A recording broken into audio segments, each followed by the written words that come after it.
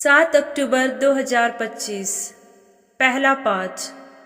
प्रेरित चरित अध्याय 1 पद संख्याएं 12 से 14। प्रेरित जैतून नामक पहाड़ से यरूशलेम लौटे। यह पहाड़ यरूशलेम के निकट विश्राम दिवस की यात्रा की दूरी पर है। वहां पहुंचकर वे अटारी पर चढ़े जहां वे ठहरे हुए थे। वे थे पेतरुस तथा योहन, याकूब तथा अंद्रियस, फिलिप तथा थोमस, बर्थोलोमी तथा मत्ती, अल्फाई का पुत्र याकूब तथा सिमोन जो उत्साही कहलाता था, और याकूब का पुत्र युदस। ये सब एक हृदय होकर नारियों, यीशु की माता तथा उनके भाइयों के साथ प्रार्थना में लगे रहते थे। प्रभु की वाणी। संत लुकस के अनुसार पवित्र सुसमाचार अध्याय 1 पद संख्याएं 26 से 38। छठे महीने स्वर्गदूत गैब्रियल ईश्वर की ओर से गलीलिया के नाजरेत नामक नगर में एक कुंवारी के पास भेजा गया, जिसकी मंगनी दाऊद के घराने के यूसुफ नामक पुरुष से हुई थी, और उस कुंवारी का नाम था मरियम। स्वर्गदूत ने उसके यहाँ अंदर आकर उससे कहा, प्रणाम प्रभु की कृपा पात्री, प्रभु आपके साथ है। वह इन शब्दों से घबरा गई और मन में सोचने लगी कि इस प्रणाम का क्या अभिप्राय है।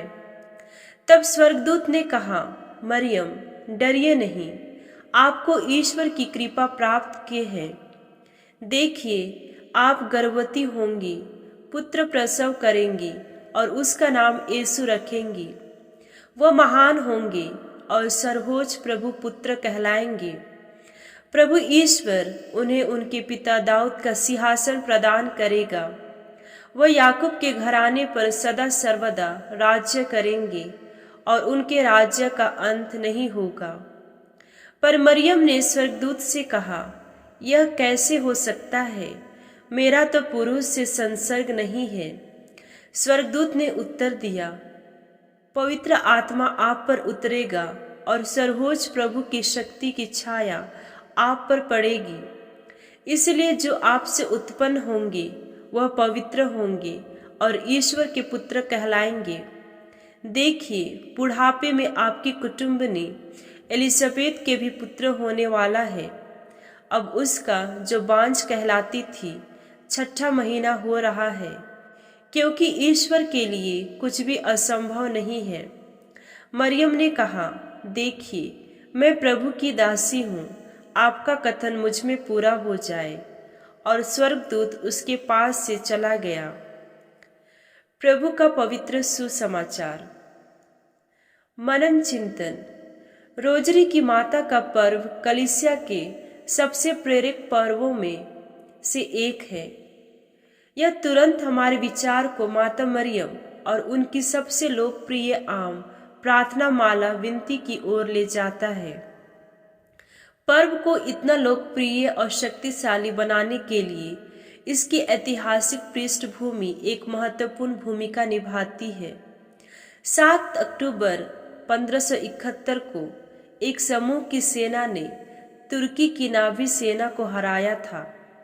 संत पापा पायस पांचवें ने जीत का श्रेय धन्य कुंवारी मरियम की मध्यस्थता को दिया, जिसे युद्ध के दिन पूरे यूरोप में माला विनती करने के अभियान के माध्यम से आमंत्रित किया गया था।